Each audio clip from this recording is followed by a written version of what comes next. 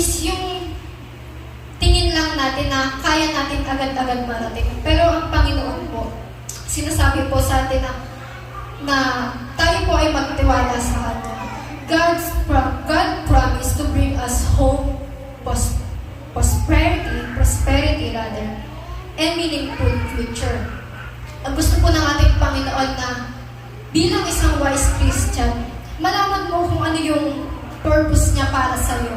Hanapin mo yung guidance niya doon sa journey mo.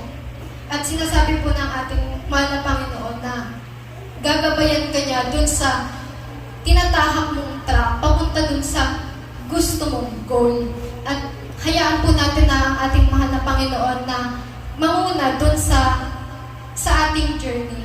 Sabi nga po, let God work before you. Ay, mali pala. After you pala.